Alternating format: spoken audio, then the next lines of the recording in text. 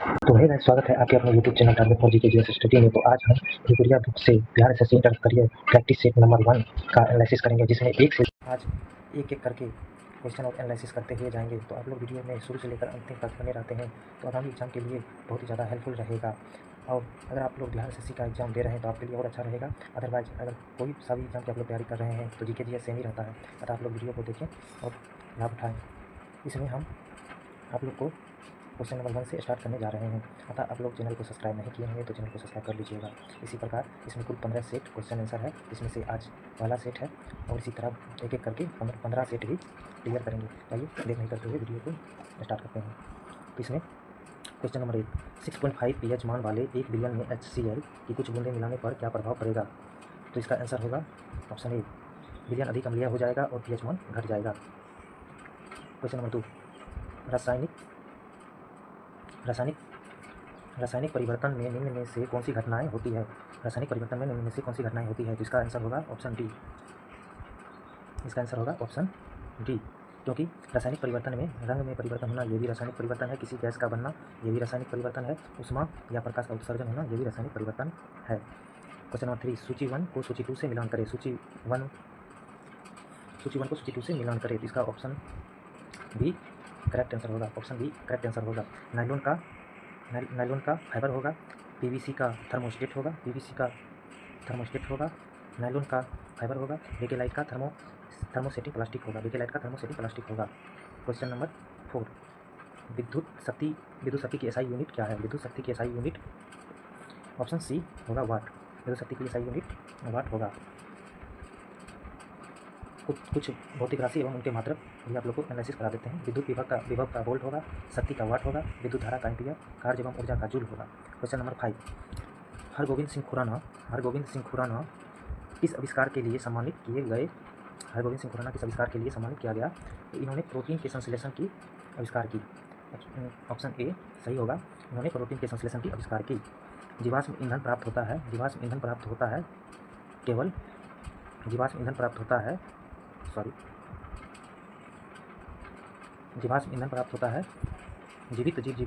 जीवित जीवों के मृत अवशेष से। ऑप्शन नंबर डी सही होगा। क्वेश्चन नंबर 7, एम्फीबिया बताता है। इसका आंसर होगा option number D. Option number D इसका सही होगा। एम्फीबिया जल एवं स्थल दोनों पर ही रह सकने वाली पशुओं को कहते हैं। क्वेश्चन नंबर 8, मशरूम में पाया जाने वाला पोषण का साधन है। इसका आंसर होगा मृतोपजीवी। ऑप्शन ए सही होगा, मृतोपजीवी। पेंडुलम की तीव्र गति से चल सकती है। पेंडुलम यानी घड़ी तीव्र गति से चल सकती है शीतकाल में, क्योंकि शीतकाल में इसका आवर्तकाल घट जाता है और ग्रीष्मकाल में इसका आवर्तकाल बढ़ जाता है, जिसके कारण पेंडुलम ग्रीष्मकाल में धीरे चलता है, शीतकाल में तेजी से चलता है। क्वेश्चन नंबर 10, उष्मीय आयनन सिद्धांत का महत्वपूर्ण देन है। इनका देन है ऑप्शन नंबर बी। इसका आंसर होगा, इसका उष्मीय आयनन सिद्धांत एक महत्वपूर्ण देन है, ऑप्शन नंबर बी होगा, एम.एन. शाह। ताप बढ़ने के साथ द्रव की श्यानता घटती है। Option number B. कोशिकाओं में मौजूद जेली तरल पदार्थ कहलाता है। ऑप्शन नंबर डी, साइटोप्लाज्म कहलाता है। क्वेश्चन नंबर 13, निम्नलिखित वैज्ञानिकों में कौन अपने बेटे के साथ भौतिकी के नोबेल पुरस्कार सह विजेता है? जिन्होंने अपने बेटे के साथ नोबेल पुरस्कार पाए थे भौतिक के क्षेत्र में, ये हैं William Henry Bragg. Option number C इसका सही होगा, विलियम हेनरी बेग, जिन्होंने नोबेल पुरस्कार अपने बेटे के साथ मिला था इनको। क्वेश्चन नंबर 14, एक सितार में किस प्रकार की ध्वनि तरंगें उत्पन्न होती है? एक सितार में अपरमागी एवं अनुप्रस्थ तरंगें उत्पन्न होती है। क्वेश्चन नंबर 15, किसी ध्वनि की तीव्रता को कम करने के लिए हमें ध्वनि के कंपन के आयाम को कम करना चाहिए। ऑप्शन नंबर सी इसका राइट आंसर होगा। क्वेश्चन नंबर 16, निम्नलिखित में से किस प्रकार की तरंगों का प्रयोग रात्रि दृष्टि उपकरण में किया जाता है? तो इसका आंसर होगा option number C, option number C अवरक्त तरंग। अवरक्त तरंग का उपयोग विद्युत चुम्बकीय तरंगों का एक प्रकार है। इनकी तरंगदैर्घ्य वेवलेंथ हर्ष प्रकाश से अधिक होती है। इनका प्रयोग लक्ष्य ढूंढने, निरीक्षण, रात्रि दृष्टि आदि के लिए सैनिकों द्वारा किया जाता है। यानी अवरक्त तरंगों का उपयोग सैनिकों द्वारा भी किया जाता है। क्वेश्चन नंबर 17 निम्नलिखित विद्युत चुम्बकीय विकिरणों में से किसकी ऊर्जा अधिकतम होती है? ऑप्शन डी एक्स किरणें। विकिरणों में इसकी ऊर्जा अधिकतम होती है। चुम्बकीय विकिरणों में सबसे अधिक ऊर्जा एक्स किरणें की होती है। विद्युत चुम्बकीय विकिरणों में सबसे अधिक ऊर्जा एक्स किरणें की होती है। ओजोन अणु के कोणीय आवृत्ति में सिग्मा और पाई आवंत कितने होते हैं? ओजोन अणु के कोणीय आवृत्ति में सिग्मा एवं पाई के आवंत 2 सिग्मा 1 पाई होते हैं। यानी ऑप्शन बी इज करेक्ट। जब किसी चालक विलयन में विद्युत धारा प्रवाहित की जाती है तो विलयन का रंग बदल जाता है। क्या इंगित करता है? इसका आंसर होगा ऑप्शन ए धारा का रासायनिक प्रभाव। श्वसन प्रणाली के किस भाग में गैसीय विनिमय होता है? श्वसन प्रणाली के किस भाग में गैसीय विनिमय होता है?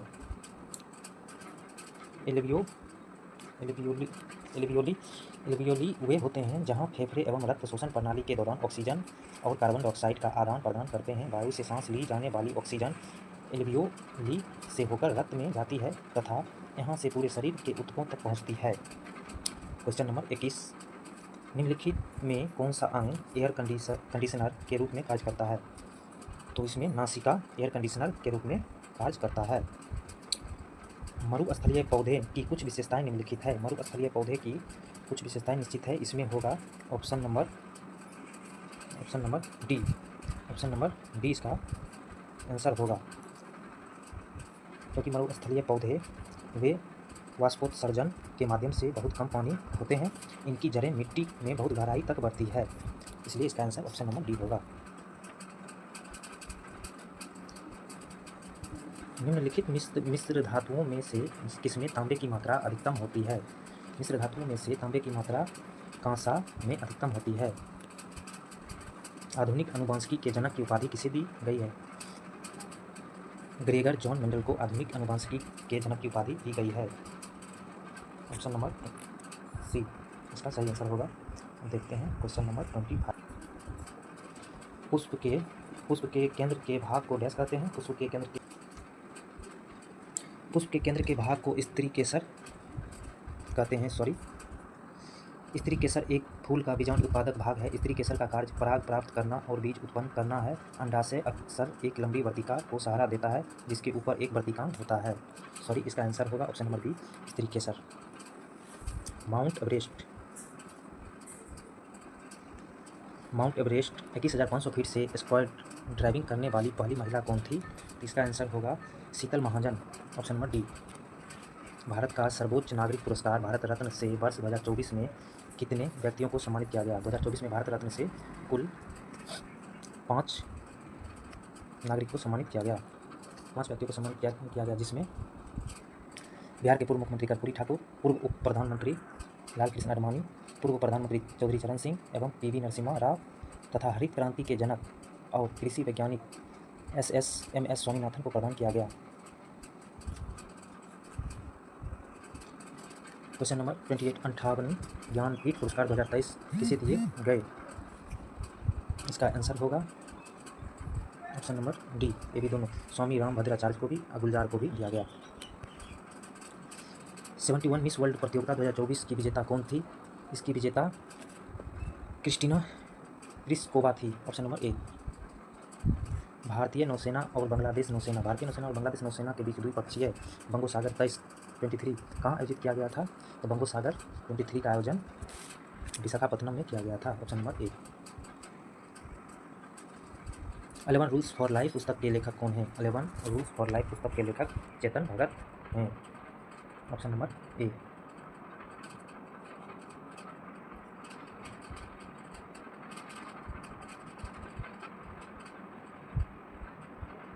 निम्नलिखित में से किस व्यक्ति ने चिकित्सा विज्ञान में हालिया प्रगति विषय पर मेदांता कॉन्क्लेव 2023 का उद्घाटन किया? मेदांता कॉन्क्लेव 2023 का उद्घाटन नीतीश कुमार बिहार के मुख्यमंत्री ने किया। कॉन्क्लेव का उद्देश्य बिहार में उपलब्ध स्वास्थ्य सुविधाओं पर प्रकाश डालना और राज्य के लोगों को बेहतर चिकित्सा देखभाल प्रदान करने के लिए उन्हें कैसे बेहतर बनाया जा सकता है, इस पर प्रकाश डालना था। नेक्स्ट क्वेश्चन देखते हैं।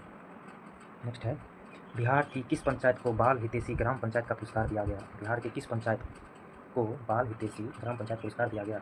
Option number D, Kosiaba. Kosiaba panchayat Nalanda के एंकर सराय के कोसियाबा ग्राम पंचायत को बाल हितैषी ग्राम पंचायत पुरस्कार के लिए चुना गया, जो नालंदा में है। 2022-23 में निम्नलिखित में से किस राज्य में प्रधानमंत्री जन धन योजना के तहत लाभार्थियों की अधिकतम संख्या बढ़ी? अधिकतम संख्या बढ़ी है बिहार में। क्वेश्चन नंबर 35, निम्नलिखित में से किस फुटबॉल खिलाड़ी ने अक्टूबर 2023 में रिकॉर्ड 8वां बैलन डी पुरस्कार जीता? इसका आंसर होगा option A, Lionel Messi. Lionel Messi ने 8वां बैलन डी पुरस्कार जीता। भारतीय स्टेट बैंक ने हाल ही में किसे अपना ब्रांड एम्बेसडर नियुक्त किया है? भारतीय स्टेट बैंक हाल ही में MS धोनी को अपना ब्रांड एम्बेसडर नियुक्त किया है। क्वेश्चन नंबर 37, निम्नलिखित में से कौन महात्मा गांधी के दांडी मार्च के उद्देश्य से बिल्कुल भी नहीं जुड़ा है? 37 का होगा डी, सविनय अवज्ञा आंदोलन जुड़ा है। नमक कानूनों के प्रावधानों की अवहेलना, ये भी जुड़ा हुआ है दांडी मार्च से। पूर्ण स्वराज के लिए देशव्यापी जन भागीदारी, ये भी जुड़ा हुआ है। विदेशी कपड़ों का बहिष्कार, ये जुड़ा हुआ नहीं था। क्वेश्चन नंबर 30, 1857 के विद्रोह के दौरान बहादुर शाह ने किसे साहिब-ए-आलम बहादुर का खिताब दिया था? बहादुर का खिताब बख्त खान को दिए थे। 1857 के विद्रोह के दौरान बहादुर शाह ने साहिब-ए-आलम बहादुर का खिताब बख्त खान को दिए थे। क्वेश्चन नंबर 39, निम्नलिखित में से कौन सी सभा दादा भाई नौरोजी द्वारा स्थापित किया गया? दादा भाई नौरोजी द्वारा रहनुमाई माचदयान सभा का स्थापित किया गया। क्वेश्चन नंबर 40, निम्नलिखित में से किस वर्ष अखिल भारतीय महिला सम्मेलन का गठन किया गया? अखिल भारतीय महिला सम्मेलन का गठन 1927 ईस्वी में किया गया। ऑप्शन नंबर सी। भारत की विदेश नीति के गुजराल सिद्धांत किस प्रधानमंत्री के काल में प्रतिपादित किया गया? गुजराल सिद्धांत का प्रतिपादन HD लोढ़ा के कार्यकाल में किया गया। ऑप्शन नंबर डी सही है। संघ में रहने वाले बौद्ध भिक्षु के लिए बनाए गए नियमों का संकलन किस ग्रंथ में है? संघ में रहने वाले बौद्ध भिक्षुओं के लिए संघ में रहने के लिए विनय पिटक ग्रंथ में मिलता है। गुप्त वंश का अंतिम शासक निम्नलिखित में से कौन है? गुप्त वंश का अंतिम शासक विष्णुगुप्त हैं। गुप्त वंश के अंतिम शासक विष्णुगुप्त हैं। किस मौर्य स्तंभ के शीर्ष पर एक विशाल हाथी स्थित है? संकिसा स्तंभ पर। संकिसा स्तंभ के शीर्ष पर एक विशाल हाथी स्थित है। Question number 45,